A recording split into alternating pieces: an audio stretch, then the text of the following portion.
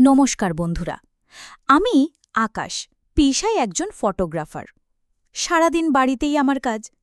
আমার জানালার ঠিক পাশেই মাস ৬ আগে এক নতুন পরিবার এসেছে, রীনা বৌদি আর তার স্বামী সৌরভদা। সৌরভদা বড় কোম্পানিতে কাজ করে, সারাদিন বাইরে বাইরে থাকে, আর যখন ফেরে বৌদির সাথে ভালো করে কথাও বলে না। আমি প্রায়ই দেখতাম রীনা বৌদি একা বারান্দায় দাঁড়িয়ে থাকে, তার সুন্দর মুখে এক বিষণ্ণতার ছাপ, তার চোখের গভীরে ছিল একাকিত্বের সমুদ্র। একদিন সকালে আমি বারান্দায় দাঁড়িয়ে আমার ক্যামেরায় পাখির ছবি তুলছিলাম। দেখলাম রীনা বৌদি অপরাজিতা ফুল দেখছে, তার চোখে ছিল এক অদ্ভুত মুগ্ধতা। আমি সাহস করে বললাম, ফুলটা খুব সুন্দর, তাই না?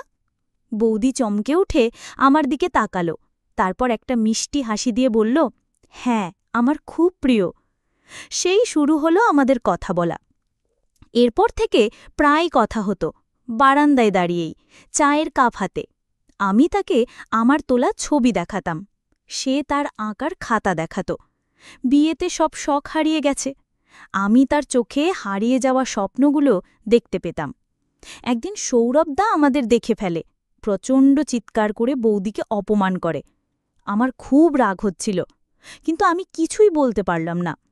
সেদিন রাতে আমি বৌদির কান্নার আওয়াজ পেয়েছিলাম। কয়েকদিন পর সৌরভদা জানালো সে ১ মাসের জন্য অফিসের কাজে বাইরে যাচ্ছে। তার যাওয়ার পর বাড়িতে এক অদ্ভুত নীরবতা নেমে এলো। এর ঠিক ২ দিন পরেই বৌদির খুব জ্বর এলো। আমি দূর থেকে বুঝতে পারছিলাম। আমি আর থাকতে না পেরে ওষুধ আর খাবার নিয়ে তাদের দরজায় গেলাম। বৌদি দুর্বল শরীরে দরজা খুলল, আমাকে দেখে অবাক হয়ে গেল। আমি বললাম, আপনার জন্য এনেছি।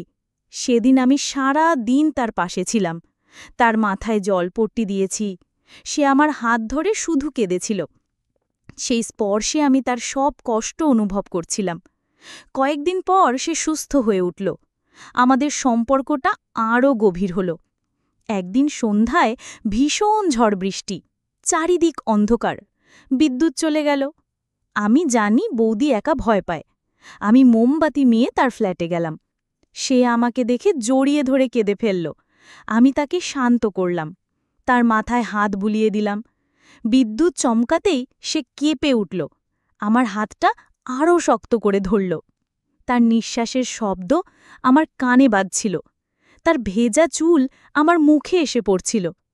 আমি আর নিজেকে আটকাতে পারলাম না, ধীরে ধীরে তার দিকে এগিয়ে গেলাম, তার চোখে চোখ রাখলাম। সে চোখ বন্ধ করল। সেই রাতে সময়ের হিসাব হারিয়ে গেল। ২টি শরীর নয়, ২টি মন এক হয়ে গেল। কোনো কথা হয়নি, ভাষার প্রয়োজনও ছিল না, শুধু ছিল ২টি তৃষ্ণার্ত মনের মিলন।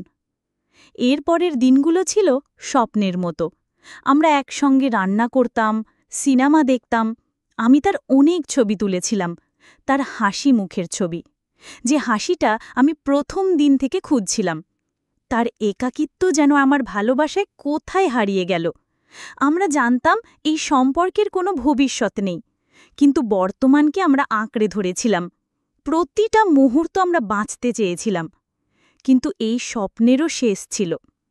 সৌরভদার ফেরার দিন চলে এলো। শেষ রাতে আমরা বারান্দায় বসেছিলাম।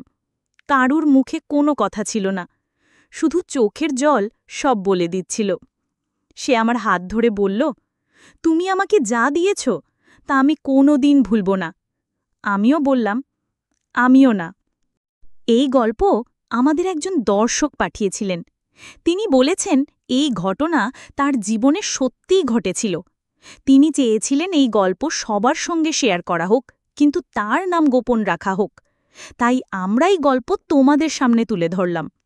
তোমাদের যদি এমন কোনো গল্প থাকে যা তুমি অন্যদের সঙ্গে শেয়ার করতে চাও, তাহলে আমাদের পাঠাতে পারো।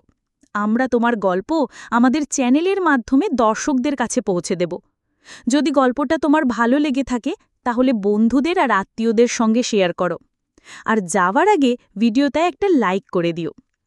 এই গল্প বলার উদ্দেশ্য কারো মনে আঘাত দেওয়া, কারো ভাবনাকে কষ্ট দেওয়া, বা কোনো অনৈতিকতা বা অশ্লীলতাকে উৎসাহ দেওয়ার নয়। এই গল্পের মূল লক্ষ্য হল সমাজের সচেতনতা ছড়ানো।